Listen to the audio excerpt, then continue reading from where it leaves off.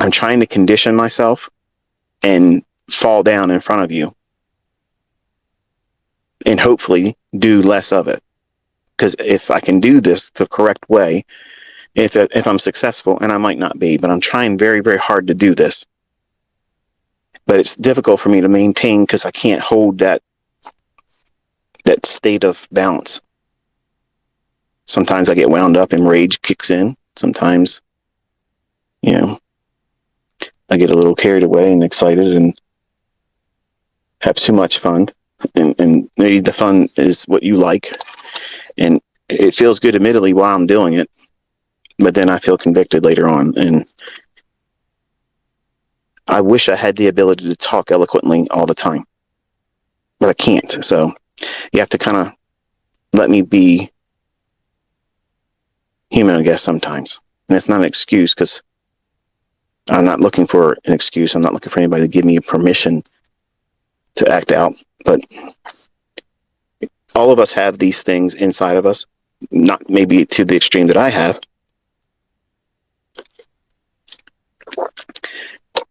I'm looking at a list on my pad here to try to keep me focused on what I want to talk about and not derail. But when you're trading and you have all of these concerns about making money, or fear of making a losing trade, or failure, or living up to your expectations, or what you think your expectations that are held by your family and friends that know about what you're doing in trading and why you're doing it, it's really difficult for some. And once I got over the fear of getting in, I was afraid of the entry technique. I was afraid of doing the wrong entry. What's the wrong entry? There isn't any wrong entry. It's just you have to engage. And sometimes you're going to have a trade that's beneficial. Sometimes you're going to have a trade that's going to take from you. And you have to be indifferent to the outcome. And I had to desensitize myself, which is kind of like what I'm trying to do here. I'm trying to get to the point where I can do these types of things, and hopefully it'll carry over in my personal life away from all of you, because I wrestle with this every day and it's hard. So when I'm live and looking at candlesticks, I'm preoccupied. I won't let anything else in. My focus is what the next candle is going to be doing. So that's the reason why you can hear me talking kind of much like what I'm talking about, like right now. But if I don't have something holding my attention, I'm like a kid in a candy store. I'm going to run around. I'm going to, just be a kid, I guess, 50-year-old kid. And I understand and I appreciate all of you trying to encourage me to just be myself. But this is one of those ugly things in my personality that I've never really liked about me. And I didn't want to share it with all of you. I've mastered it in my trading. I've wrestled it and held it at bay in my trading, but I've never been able to fully overcome it outside of trading. And sometimes I have a impulsiveness that comes over me that I can't really bring down to a point where this is where it originates. This is how it started. This is how it came in. Whereas if you had like an anxiety attack or a panic attack, and if you have never traded with live money or live funds, you'll probably have one. Once you start trading with live funds, you'll have an anxiety attack. You'll have a panic attack. You'll feel heart palpitations. You're going to feel like you're having a heart attack. You're going to feel like you're going to pass out. You're going to feel like you're going to be sick. It's an overwhelming fear of the world closing in on you. And the reason why that's going to happen is because you're over leveraging, and you probably are doing that last trade where you just don't really think you care about the outcome, but you're rolling the dice to see if you can get back from that big drawdown you put yourself into. And right before you know the inevitable blowout of that account, because you're doing something impulsively and you're doing something over leveraged, trading 40 contracts, trying to look smart in front of everyone, and then you fail and you can't catch your breath, those types of things. Well, those panic attacks, those core events of fear, that can obviously be dialed back to, okay, this is the reason why it happened. This is why you lost control over yourself, because you're being impulsive about the money. But bipolarism isn't like that. Sometimes I can be triggered, yeah, but then sometimes I don't know where it comes from and just starts. And that's why I don't like to do these things. So I'm just letting you know that it's very difficult for me to do this, and I appreciate all of you that are encouraging me to do it. I don't want you encouraging me to be wild. That's not what I want to do. But I know that probably doesn't sound exciting or mostly boring to all of you now. But I want to get through this year teaching and have a lasting impression on you with what I'm trying to communicate, not entertain you. So I titled this one, Through the Looking Glass. And the thought came to me this evening when I got an email from a student that obviously he's failed. And he wanted to more or less put the fault on me, and I just let him know about himself and basically told him go pound sand. So there's no way anybody on the outside looking in can argue the fact that what I'm telling you before it happens in the marketplace is not rooted in sound logic, and it's consistent and it's precise. But there are some that may look at this through the looking glass and see far more than they expected to see. And that's my audience. See, I like to give things as an expectation, and then I like going beyond that. I like over-delivering. I like doing those types of things.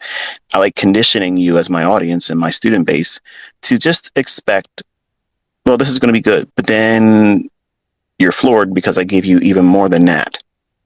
And I open up the curtain a little bit more, pull back the veil, and you get to see that there's absolutely crazy precision that's predictable, that you can lean on the logic and do these things on your own. Maybe not so much right now, but you're learning.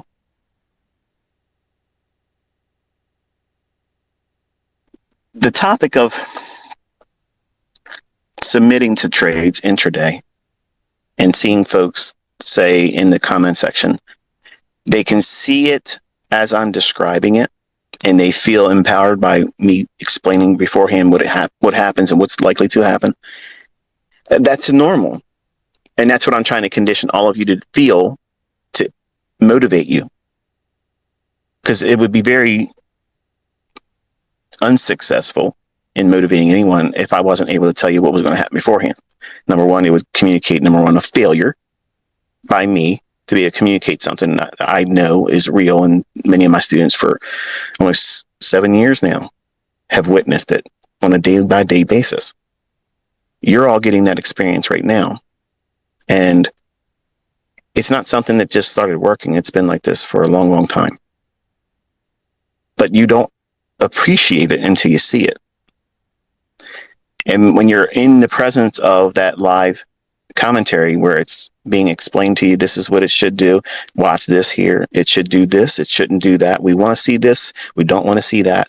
It communicates foresight. It communicates the ability of predicting, forecasting a reasonable outcome that would otherwise be unknown to everyone else. And when you watch that and you're experiencing it when I'm doing the live session or sending out the tweets telling you about what the chart's going to show in your computer or device later on, once it unfolds and you see it and you were there and you watched it, you saw everything real time through the looking glass. It gives you a sense of awe. Not over me, because that's not what this is about, but it gives you a sense of awe over the precision, the consistency, and the day in and day out delivery of price.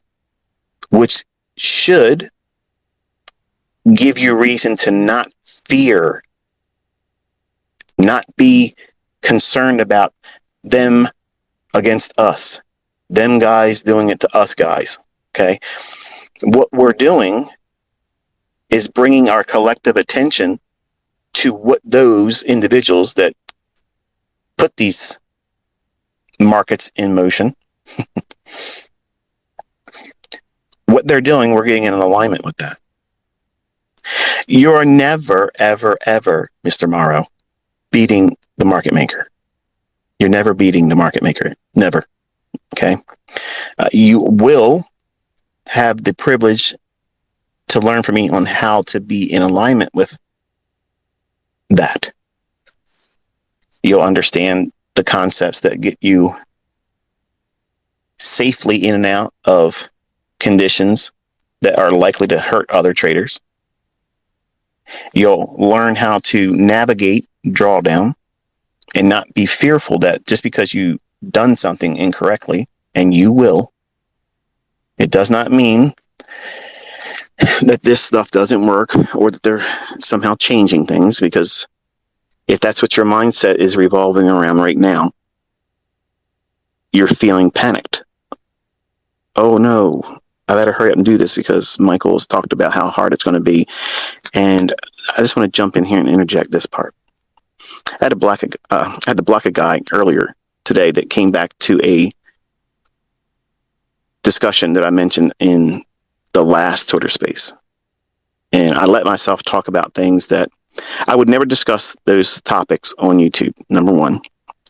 Two, they're not really popular topics, and because they're very, I'm already divisive as a person anyway. And in trading, I'm really divisive, which I want to be.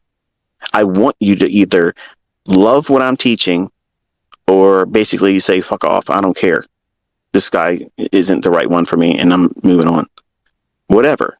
If you don't want to be here for whatever reason, you need to go. And I don't care the reason why. Don't even wave bye to me. Just get the fuck out, right? But if you warm up to the ideas that I teach something that resonates with you, and I think everybody can resonate with being correct. Everyone can resonate with being on the right side of the marketplace, knowing what it's likely to do next. I mean, who can't warm up to that idea? You can hear when I'm talking about trading, I'm very passionate about it, but I'm not emotionally passionate, elated, out of control, euphoric when I'm talking about price, because I've been here before. I'm not scared. I'm not worried about being wrong. And I pretty much know what's likely to happen next. And you've seen that. It's not an issue. But I brought up topics in the last Twitter space that admittedly was very divisive in my own private mentorship. And some of the students actually quit and had a lot to say about me as a person. And some of them still talk about me in public because I wasn't subscribing to their viewpoint politically, or had the view about the things that I talked about in that last Twitter space. And that's fine. I don't care. I mean, you're never going to have dinner with me. You're not coming over to my house. We're not going to be buddies, and we're not going to have, double dates with our spouses, and we're not going to have card games. Okay. This is the extent of our relationship. You hear me talk to you. I invest my time and energy into you and your life and your ability to learn how to do this.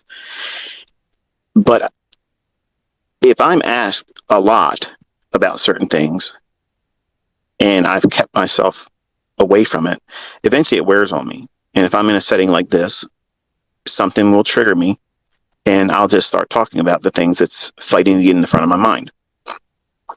And vaccines, I'm sure, is one of those topics that some of you may be listening that you just love to go to war about. You want to defend it or you want to go against it. I was literally just telling everybody this was my position on it. This is why. And I'm not asking for people to debate me, and I'm not asking for people to agree with me. But when I talk about those topics and I'm telling you why I'm inspired to be doing all of this for fucking free, like I'm pouring into you my time. I have better things to be doing than sitting here talking to people that I'm never going to meet and listening to people bitch about how I'm doing it